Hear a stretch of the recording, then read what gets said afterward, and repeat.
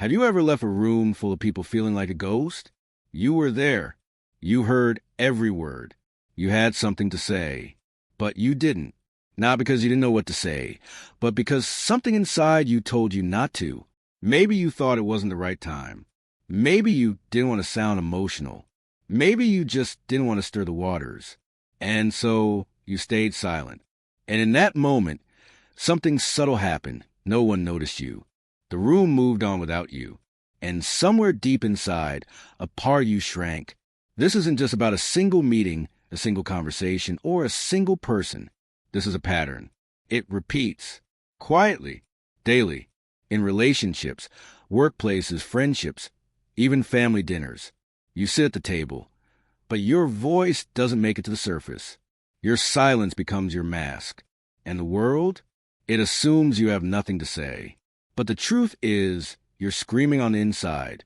We've been taught that silence is maturity, that staying calm is wisdom, that walking away is strength. And yes, sometimes that's true. But sometimes, silence is mistaken for surrender. People assume you've accepted the terms. They believe your stillness is agreement, that your lack of resistance is approval. And here's where it gets dangerous. They start deciding for you. They fill in the blanks you never spoke. They paint your silence as weakness, as fear, as indecision. And if you're not careful, their version of your silence becomes your identity. At work, it's the loud ones who rise. In conflict, it's the aggressive ones who win. In relationships, it's the manipulative ones who thrive, because they know you won't fight back. You start losing ground you never meant to give.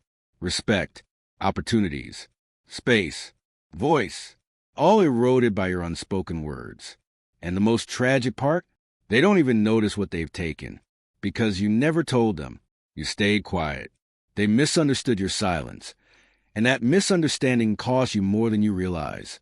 But what if I told you that silence, real silence, isn't weakness at all? What if it could be your greatest form of power? A force that doesn't bend, doesn't apologize, and doesn't need validation? Because here's the truth. Silence isn't the absence of strength. It is its final form.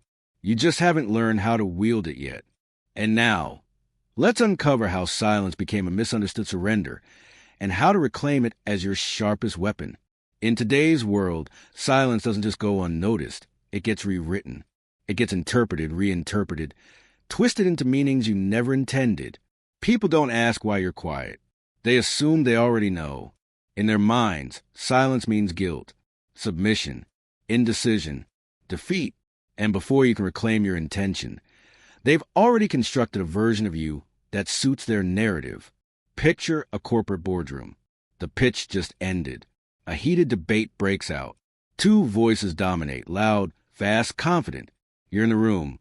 You have concerns, valid insights, but you pause. You hesitate, not out of fear, but calculation, observation. You're weighing the chaos. But to them, you're invisible. Worse, you're irrelevant. The report moves forward. Your silence was read as consent. Your voice was never missed. That's how power slips away, not in grand moments, but in quiet absences. Society has programmed us to equate noise with confidence. Speaking up is seen as courage. Reacting is seen as engagement. Silence? It gets left behind. Think about relationships. How many arguments spiral because one person chose not to react? Because they didn't want to escalate. They stepped back. But that step was misread. You don't care. You have nothing to say. You're emotionally disconnected. And suddenly, the silent one becomes a problem. The distance grows. Not because they failed to feel, but because they weren't loud about it. The misunderstanding isn't always intentional. It's cultural. We live in an age of speed, of sound bites, of constant engagement. Online, silence is seen as weakness. If you don't post, don't comment, don't offend yourself, then the mob decides your fate for you. Public opinion thrives on your absence. And in personal life, it's even more brutal. The friend who ghosts. The parent who avoids hard conversations. The partner who shuts down instead of explaining. Silence is easy to misunderstand because it's a blank space. And blank spaces beg to be filled. So people fill it with fear, with projection, with their own insecurities. And when you're silent long enough, their version of you becomes the only one that survives. You see, silence is never truly silent. It speaks, but what it says depends on who's listening. And most people don't listen to understand. They listen to confirm. So when you say nothing, they don't wonder what you meant. They decide, they label, and they move on, never realizing that your silence wasn't surrender. It was strength held back, emotion restrained, fire kept under control. But society doesn't reward quiet strength. It doesn't honor the ones who wait, who think, who hold space. It uplifts the ones who react first, speak fastest, shout loudest, even when those voices are hollow. And so, the ones who stay silent get mislabeled again and again until they start believing it themselves. You start wondering, maybe I am weak. Maybe my silence is cowardice. Maybe I should speak up more, even if it feels wrong. That's how the spiral begins. That's how you forget that silence can be sacred, strategic, defiant. That's how power is lost, not taken, but surrendered by those who forget its value. But Nietzsche saw through this illusion. He saw that the real threat is not in the one who shouts, but in the one who chooses not to. And in the next part, we'll unravel that truth, the hidden strength behind the quietest minds. What if silence was never weakness, but simply a power that most people are too loud to understand? What if, beneath the still surface, silence was pressure, like the weight of deep ocean water, holding everything in place, unmoved by the waves above? Nietzsche understood something that society still fails to grasp. Those who do not speak are not necessarily without thoughts. Often, they're the ones who think the deepest. While others react, the silent one observes. While others rush to fill the air, the silent one fills the silence, with meaning, with presence, with awareness. Silence is not empty. It is full of energy waiting to be directed, but only a few know how to hold it without being consumed by it. Most people speak because they cannot stand the discomfort of stillness. They confuse noise with certainty. They talk not to connect, but to convince themselves they are right. Nietzsche called this the morality of the herd, the instinct to blend in, to speak because everyone else is speaking, to react because silence feels like falling behind. But the Übermensch, the higher human, has no such impulse. He does not react. He responds when needed, and when it is not needed, he simply watches, not from fear, not from indecision, but from power, because the one who observes controls the frame. The one who listens controls the tempo. The one who remains still bends a moment to their will. Picture a courtroom. One man shouts, desperate to prove his innocence. The other stands still, eyes steady, saying nothing. Who holds the room? Who owns the silence? It is not the louder voice that commands respect. It is the calm gaze that dares not to explain itself. In truth, we are conditioned to see silence as absence. But in power dynamics, silence is presence. And not just any presence, an unsettling one, the kind that makes people fidget, that forces them to look inward, that makes them question everything they thought was certain. Nietzsche believed that silence touches a shadow, the unconscious part of ourselves we avoid. That's why it's so uncomfortable. Silence doesn't soothe, it confronts. It reflects, and it demands. It says, sit with yourself, without distraction, without noise, without escape. That is the ultimate confrontation, and that is why it is so rare. In a world of reaction, silence is rebellion. In a world of chaos, silence is a discipline. In a world of shallow noise, silence is a depth few are willing to descend into. Those who understand this, who can hold their tongue not from fear, but from choice, become unshakable. Their silence cannot be manipulated. Their presence cannot be ignored. They no longer seek to be understood. They simply are. They walk into a room and say nothing, and yet everyone adjusts. That is the power that has been hidden beneath centuries of misunderstanding. Not the silence of surrender, but the silence of mastery. And now, you begin to see the difference. You begin to feel it inside you. That quiet pulse has always been there, waiting to be claimed, not erased.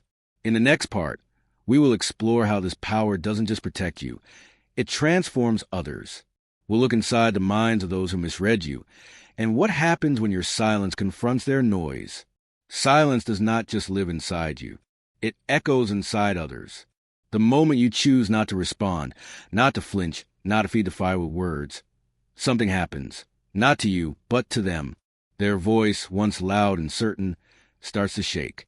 Their senses get longer, more defensive. Their eyes search for validation. And still, you say nothing. That's when the real unraveling begins. Most people don't speak to express. They speak to maintain control. Control over the situation, over the narrative, over how they're perceived. Words are armor. Arguments are distraction. Every spoken word is a thread in the illusion they've carefully constructed. But silence?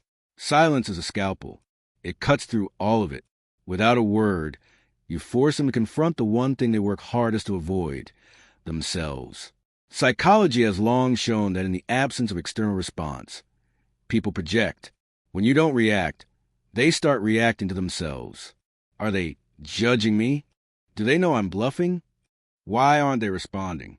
Their mind fills the silence with fear, with shame, with insecurity, because silence removes a shield of noise, and what's left is their own inner chaos. The amygdala, the brain's fear center, activates. They enter a state of emotional threat, but it's not you who's threatening them. It's the vacuum, the space you've created by refusing to play their game. And in that space, their shadow creeps in. Their insecurities rise to the surface. Their unresolved trauma knocks louder. Your silence becomes their mirror, and what they see in it terrifies them. In arguments, silence is often interpreted as judgment, and judgment, even imagined, is unbearable to the fragile ego. They don't know what you're thinking, so they assume the worst, and that assumption tears them apart from the inside. A manipulator, for example, relies on your reactions to calibrate their strategy. They push, they provoke, they prod, watching closely for cracks in your composure. But when you remain still, they panic. Without your emotional feedback, they lose their grip. They say more than they should, reveal more than they intend. Because your silence is not passive, it's pressure. It's a force they cannot direct, cannot control, and cannot escape. In social situations, this plays out constantly. A sarcastic joke meant to humiliate you, ignored. A passive-aggressive jab, met with stillness. A boastful monologue, answered only with a calm gaze. At first, they laugh. Then they squirm. Then they shift uncomfortably in their seat. Because your silence is not indifference. It's confrontation without violence. It is presence without permission. And the longer it holds, the more the truth begins to surface. Not from you, but from them. This is why silence, when used intentionally, is not just a shield. It's a trap, one they walk into willingly, thinking they hold the upper hand, until they realize the ground beneath them is slipping. And you haven't moved. You haven't flinched. You've simply held the mirror steady. But now comes the crucial question. What do you do with this power? In the next part, we'll explore how silence, when used strategically, does not just protect you, but puts you in control. A silent force capable of reshaping any room, any dynamic, any opponent. Silence is often seen as retreat, but what if it's the opposite? What if silence is not what you do when you have nothing left, but what you wield when you have everything under control? Used with intention, silence becomes more than a shield. It becomes a blade. Sharp, timed, unforgiving. But unlike a sword, it leaves no visible wound. Only impact, permanent and undeniable. When you stop reacting, you start observing. And the moment you begin observing, you begin controlling. This is where silence transforms. It's no longer about defense. It's about dominance, of space, of tempo, of attention. Because the one who doesn't react is the one who sets the rhythm. Let me show you what this looks like. Imagine you're in a tense meeting. A colleague challenges your idea, tries to discredit you in front of others. All eyes turn to you. The room expects a comeback, a counter, a defense. But instead, you remain still. You look, you breathe, you do not respond. 10 seconds pass. They speak again, This time with less certainty. The silence rattled them. Another 10 seconds. Someone else jumps in to defend you, unexpectedly. You haven't said a word, but the room has shifted. You've inverted the pressure. You become the gravitational center of the space, not by force, but by presence. That's not passivity. That's power. Because silence, when used well, generates tension, and tension is control. Every second of silence you hold is a test for the other. Most will fail. They'll try to fill it, justify themselves, apologize, over-explain, reveal their position, reveal their insecurity, reveal their need to be right. And you, if you are patient, will learn everything. That's why silence must be intentional, not avoidant. Not the silence of the victim, but of the strategist. You are not withholding because you're afraid. You are calculating. You are letting the moment evolve without your interference. Because you know most people sabotage themselves when left with their own echo. Think of a courtroom again. The lawyer pauses. The judge waits. The silence stretches. And then someone breaks. The one who speaks first always gives away more. It's the silent one who dictates the outcome. This isn't just theory. This is psychology. Humans are wired to resolve discomfort. We are deeply unsettled by unanswered tension. And silence creates precisely that. In conflict, in negotiation, in relationships, in everyday interactions. The longer you hold it, the more power shifts toward you. But there is more. Silence also gives you time. Time to read the room. Time to assess. Time to respond. If and only if you choose to. You are no longer reacting impulsively. You are acting deliberately. This is not delay. This is domination. And it's terrifying to those who rely on noise, because noise is predictable. But silence? Silence is unreadable. And the unreadable is always feared. Nietzsche would say that true strength is not loud. It does not declare itself. It arrives quietly and rearranges a room. But be warned, not all silence is created equal. To weaponize silence, you must master yourself. You must kill the reflex to defend, to explain, to please. You must become comfortable in the void, because that void is your battlefield and your mirror. In the next part, we'll explore a darker reality. What happens when you've mastered silence, but others mistake it for permission, when your restraint becomes their opportunity to invade? Because every weapon, when held too long without clarity, can be turned against you. There's a moment, quiet, subtle, invisible, when your silence stops protecting you and starts exposing you, not because silence is weak, but because it was misunderstood for too long. Left undefined, unguarded, unclaimed, your silence becomes someone else's territory, and they will walk all over it, not with violence, not with shouts, but with assumption, with intrusion, with quiet domination. This is a paradox. What begins as strength can decay into surrender if it is not held with clarity. If you do not draw the line, they will move it, again and again, until you no longer recognize the place you used to stand. In the workplace, you call it choosing your battles. You stay quiet when others take credit, step over your voice, dominate meetings. You tell yourself it's not worth the fight. You're being mature, diplomatic. But over time, you notice something. They no longer wait for your input. They no longer ask for it. Because you've taught them, you don't speak. So they fill the silence with their own version of leadership. And one day, you find yourself working under someone who once worked beside you. In relationships, it's more personal. You avoid confrontation. You smooth over the edges. You swallow the discomfort. Not because you're weak, but because you want peace. You tell yourself, I don't need to be right. I just want harmony. But that harmony comes at a cost. You begin to disappear inside it. Decisions are made without you. Your needs go unheard. And when you finally speak up, it's too late. You're met with confusion, even resistance, because your silence has already written a story in their mind. And you are not the author. This is a trap. Not just being silent, but being silent for so long, so often that others mistake it as consent, as passivity, as permission. And the most dangerous part?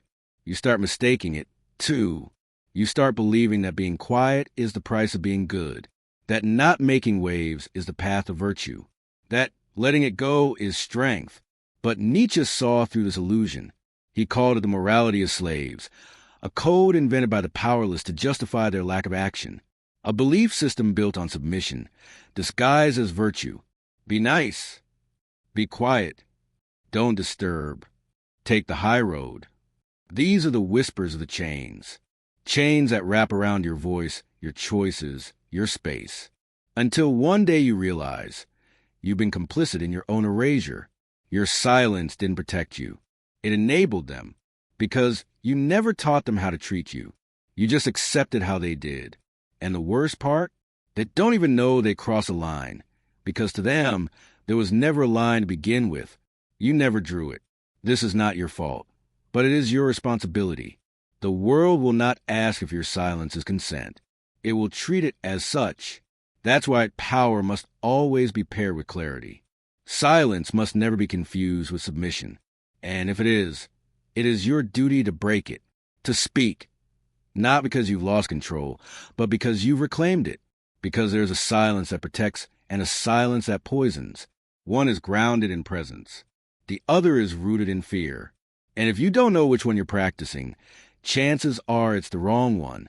In the next part, we'll explore how to transform that poisoned silence into sovereign presence, how to reclaim your voice without even raising it, how to stand in absolute authority, even when you say nothing at all. There comes a moment, not loud, not dramatic, when you realize your silence no longer feels like protection. It feels like a prison, not built by others, but brick by brick by your own hesitation. And it hurts, not because you were weak, but because you didn't know the difference between choosing silence and being silenced. But that ends here. The reclamation begins with a question. What would your silence sound like if it belonged to you? Not to fear, not to guilt, not to conditioning that told you keeping the peace means losing yourself, but to you, fully, sharply, intentionally. Most people mistake silence as a lack of reaction, but in truth, it is the highest form of response, the one that comes not from emotion, but from sovereignty, from ownership of your mind, your presence, your space. To reclaim your silence, you must start by killing the reflex to explain, to apologize, to shrink, the need to be liked, to be understood, to not disturb, because all of that is noise you've internalized, noise that tells you, if I speak, I will lose something. But here's the truth. If you don't speak, you're already losing. You're losing yourself. So you must learn to choose silence, not as escape, but as expression, not as retreat, but as position, like a general standing over the battlefield, observing, waiting, not flinching, not explaining his presence, not needing to, because he knows when he moves it will be decisive. And that stillness before action, that's not delay, that's command. You don't need to fill silence with apologies. You don't need to rush into explanation just to ease someone else's discomfort. Your boundaries are not open to debate, and your stillness is not passive. It is loaded. It is charged. It is deliberate. But to access this level, you must shift the center of control. Right now, you give it away too easily. You let others define your silence. You let guilt steer your actions. You let fear decide when to speak. Take it back. Your silence is yours, and it must be rooted in clarity. That clarity sounds like this. I do not respond because I choose not to, not because I don't know how. I do not explain myself to those committed to misunderstanding me. I do not raise my voice to match noise. I remain still and they adjust. These are not words. These are inner postures, ways of holding yourself in the world without the constant need to defend, to prove, to react. Nietzsche once said, until you make the unconscious conscious, it will direct your life and you will call it fate. The unconscious silence, the one born from trauma, from learned helplessness, from childhood conditioning, that's the one you must now make conscious. Face it, question it, break it, and from its ashes, build a new kind of quiet, one that doesn't cower but commands, one that doesn't disappear but distills, one that doesn't seek to be understood because it already understands itself. In the next part, we return to the idea Nietzsche gave us long ago, the Übermensch, the one who transcends not by shouting louder, but by standing still in a world that demands noise, the one whose silence is no longer a shield, but a crown. Nietzsche never wrote for crowd. He didn't speak to the agreeable, the obedient, or the safe. He wrote for the rare, the dangerous, the few who are willing to walk alone, those who refuse to kneel before inherited truths, and instead forge new ones in silence. His Übermensch, the Overman, was never about brute strength or dominance. He was the embodiment of inner mastery, the one who no longer needed the approval of the herd, because he had outgrown it. And how did he express this power? Not in shouting, not in debate, but in presence, in restraint, in silence that didn't ask for understanding. It imposed it. The Übermensch does not fear being misunderstood. He knows that clarity to the wrong audience is noise. He is not here to convince. He is here to become. And in that becoming, silence is his signature, his crown, his claim. In a world addicted to reaction, he is immovable. While others scramble for validation, he stands still. While the crowd burns itself in emotional overexposure, he conserves his fire. His silence is not absence. It is force, the kind that changes rooms when he enters, the kind that silences noise without saying a word. Imagine a room full of voices, arguing, performing, competing for air, and then someone enters who says nothing, but whose presence rearranges a rhythm. People lower their voices. Their posture shifts. Eyes glance. Instincts adjust. That's the Übermensch. Not because he demanded attention, but because he required nothing. His silence disrupts because it contains everything: clarity, authority, control.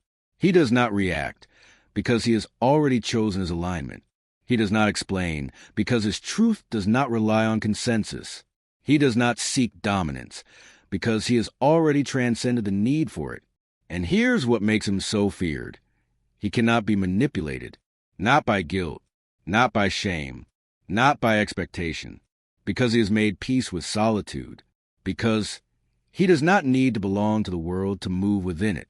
This is a new standard, not a man who conquers others, but a man who has conquered the impulse to prove himself. And in that silent conquest, he becomes untouchable. You don't need to be loud to be dangerous. You don't need to be seen to be felt. You don't need to speak to shift the atmosphere. You only need to stop explaining your existence. That is the beginning of your transformation. And now, as we prepare to close this journey, there's only one question left. What will you do with your silence? In the final part, we will not just reflect, but choose a new kind of silence, one that no longer hides, no longer apologizes, and no longer waits for permission. Now that you've come this far, you must see it clearly. Silence was never the problem. The problem was the story others wrote inside it, the assumptions, the projections, the labels, the moments when they looked at your stillness and mistook it for surrender. But now you know better. Silence is not a void. It is not absence. It is not weakness. It is a final frontier of presence, the line between reaction and command. It is the arena where the inner world meets the outer, and instead of screaming, it listens and shapes. The loud will still try to dominate. The insecure will still try to provoke. The manipulative will still bait you to speak, to break, to bend. But from now on, your silence will not be their playground. It will be your territory. You will no longer remain quiet because you feel small. You will remain quiet because you are vast. You will no longer bite your tongue because you're afraid to disturb the peace. You will hold your tongue because you have become the peace. And when you speak, if you speak, it will not be to defend yourself. It will be to define reality, with few words, with great weight. That is the kind of presence that cannot be ignored. That is the kind of silence that cannot be mistaken. And here at the end of this journey, a choice must be made. Not a loud one, not a public one, but a silent one. Inside you, a vow, a boundary, a shift. From today forward, your silence is no longer reaction. It is a declaration of mastery, of sovereignty, of self. You will speak when you choose. You will be still when it matters most. You will stop apologizing for your calm. You will stop explaining your boundaries. You will stop shrinking your truth to fit their comfort, because your life, your truth, your presence, does not require their permission. So now, if this journey has moved you, if something deep inside you has awakened, then write it below. I choose a silence that commands respect. Not for me, for you, for the version of yourself that has waited far too long to be reclaimed, for the person within you who knows, I do not have to raise my voice to raise my value. Let that sentence be your first act of silent rebellion, a whisper loud enough to split your past in half. Because remember, the weak shout, the strong remain silent, and the wise, they choose when. If these words echoed something inside you, don't walk away in silence. Subscribe to the channel, not because I asked, but because you owe it to yourself to keep rising. This space isn't about noise. It's about awakening. And if you've come this far, you already know you don't belong with a crowd. You belong with a few who master themselves. So stay. The next chapter is waiting.